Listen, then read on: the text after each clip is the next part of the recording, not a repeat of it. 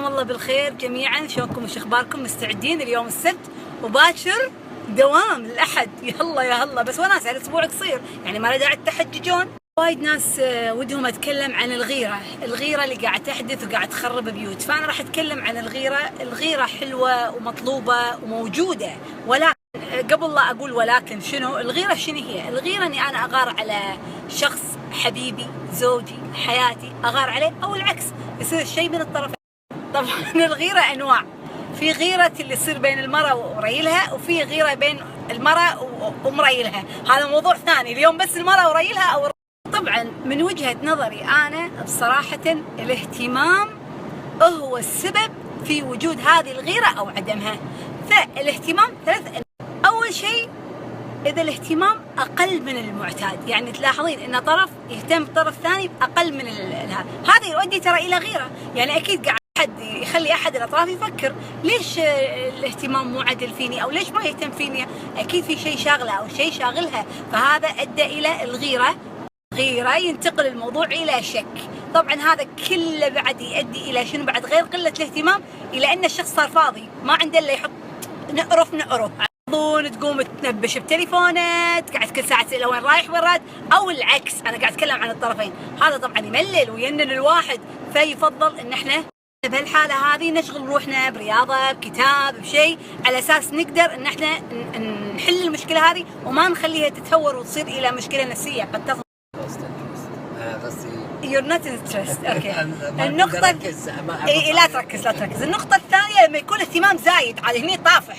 شنو راح لما يكون الغيرة أكثر من الطبيعي، زادت عن الحد، هني شو يصير فتور في العلاقة.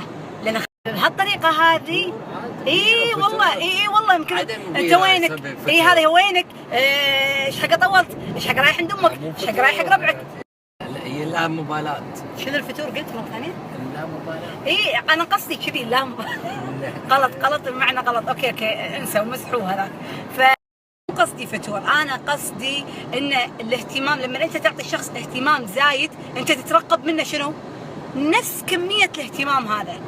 بالتالي شنو يحصل؟ اترقب منه وهو ما يقدر يعطيني نفس الاهتمام اللي انا قاعد اعطيه. فهني انا سويت حق روحي مشكلة، يعني جبت حق روحي المشكلة. فبلا يفضل حق هذه الحالة اذا انت عندك كمية وافرة من الاهتمام، وسعيها بطريقة انك تهتمين فيها وتهتمين بالاشياء اللي هو يحبها، بالتالي كسبتي.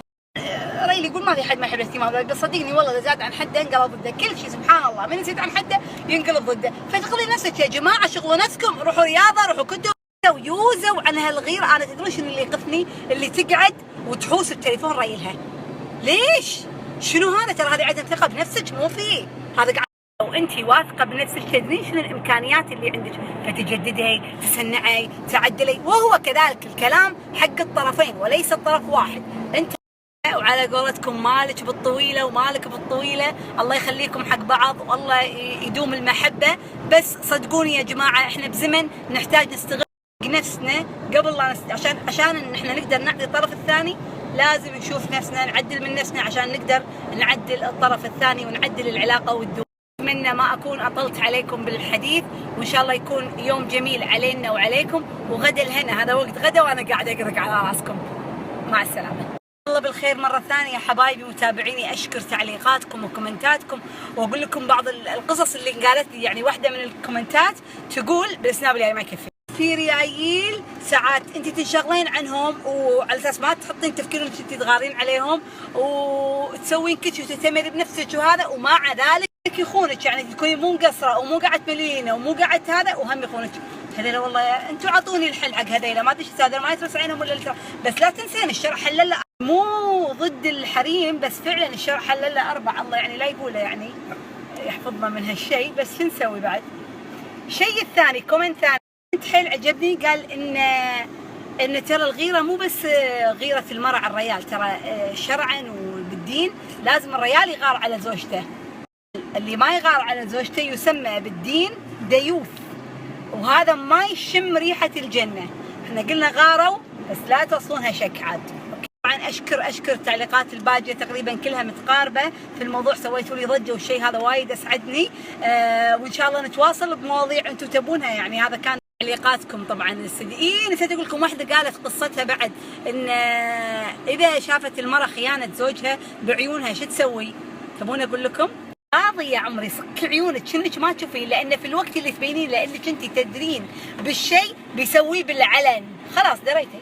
لكن لو ما تدرين بيظل يعني الزبده. حل الموضوع بثقافه شويه. يما بقينا ندعم. انزين يو السناب الجاي يقولون من له حيله فليحتال. في وحده من دوله عربيه من دول الخليج، شو اسمه، ناظره مدرسه. انا قلت القصه بالكيك بس بعيد. عد البيت عشان تاخذ ملف مهم حق المدرسه، وشافت ريلها يخونها مع خادمتها. يا لهوي شوفوا شنو سوت. قامت جماعه، قامت وسفرت الخدامه. بعد 3 أيام ريلها سألها، قال لها وين الخدامة؟ قالت له الخدامة سفرتها وبعيد عنك. ما دريت. المهم ما قالت حق ريلها الصج إلا بعد 3 أشهر، عقب ما صار سلقة من بعد ما كان دبة صار شر. قالت له يا ولد الناس أنا خلاص الحين رضيت باللي أنت خذيته، العذاب اللي تعبت. أنا كنت بس بوريك الحرقة اللي في قلبي، وصلت حق اللي أنا أبيه، إني أنا حرقت قلبك. عموما الاستفادة والحلو بالموضوع هذا كله شنو؟ من له حيلة مثل ما قلت لكم فليحتال. ليش تسوين سؤال؟ في ترقب كومنتاتكم، وإذا تبون أي موضوع أتكلم أو في بالكم موضوع من عيوني هذه قبل هذه. ويوم جميل ومع السلامة.